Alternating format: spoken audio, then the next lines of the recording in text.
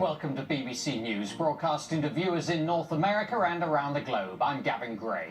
Our top stories. Claims in the Gambia that $11 million of state money is missing after the departure of long-term leader Yahya Jammeh. We have a special report. This is what democracy in Africa can look like. A dictatorial leader of 22 years peacefully leaving the country after a general election. The White House begins talks to move the US Embassy in Israel from Tel Aviv to Jerusalem. The battle for the French left, Benoit Hamon emerges as favourite to be the Socialist Party's candidate in the forthcoming presidential election.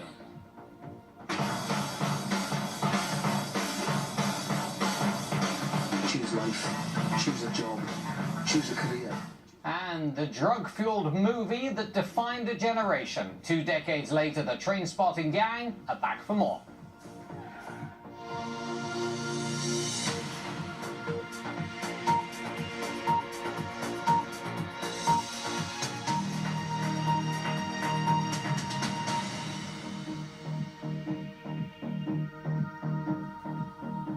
Hello. Troops from neighbouring countries have entered the Gambia to help improve security for the returning new head of state, Adama Barrow.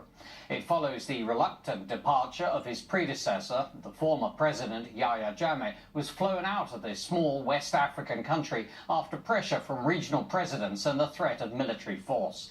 Our Africa correspondent, Alistair Leithhead, reports from the Gambia.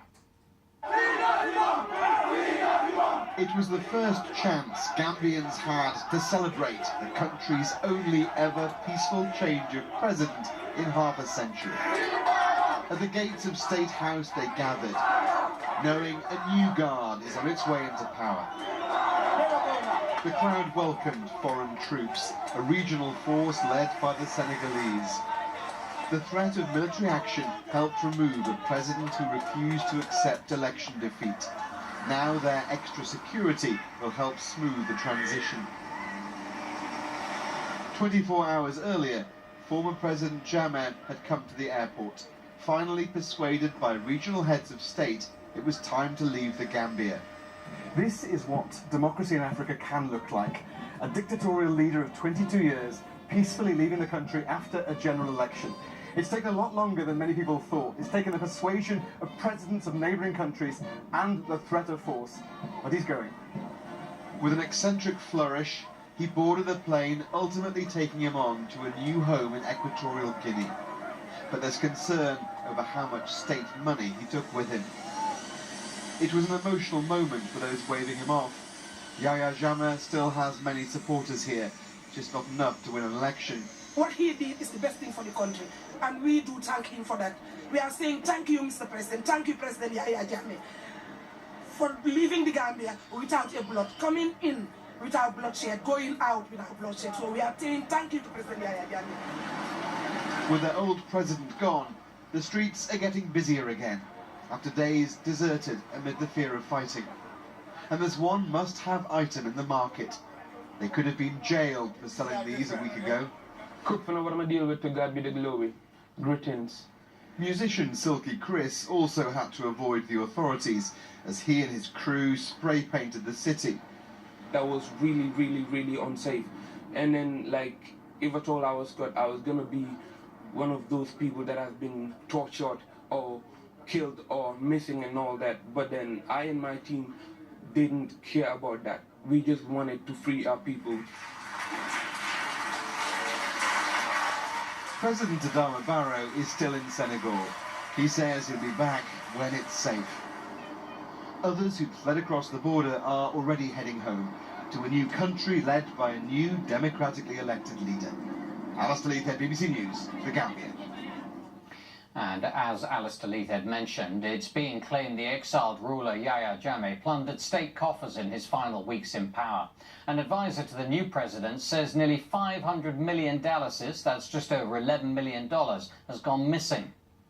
Within the period of 2 weeks alone, nearly $500 million were withdrawn by the former president, the government of the former president. Within 2 weeks, nearly $500 million. That's a lot of money, considering that we spend about $200 million is on recurrent expenditure relating to payment of civil service and so forth. That is a lot of money. Well, there's more on the situation in Gambia on our website, including the latest from the capital, Banjul, and profiles of the new president, Adama Barrow, and his predecessor, Yahya Jammeh. That's at bbc.com/news, or you can go and download the BBC News app. In a radical break from long-established policy, the White House has begun talks to move the U.S. Embassy in Israel from Tel Aviv to Jerusalem. Israel sees the whole of Jerusalem as its capital.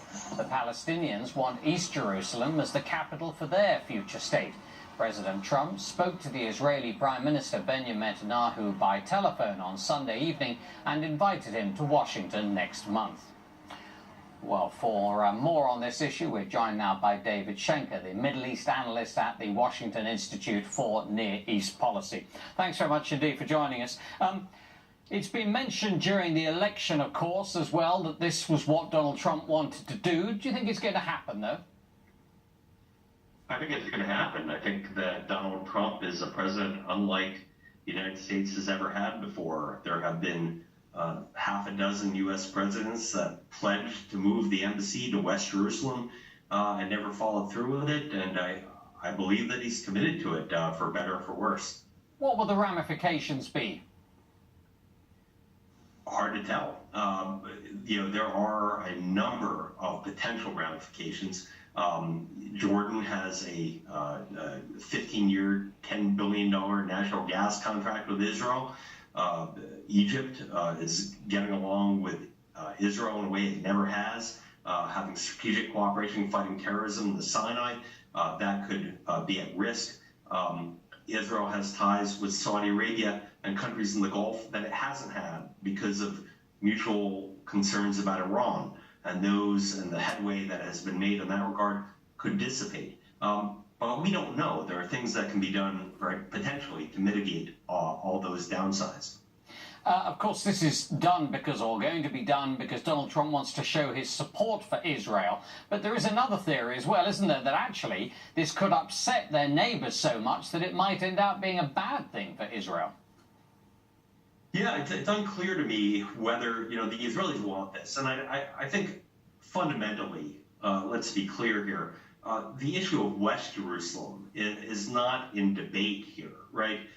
Nobody, I think, whether it be the Palestinian negotiators, Yasser Arafat, ever debated that West Jerusalem was in question about whether this would ultimately become Israeli territory.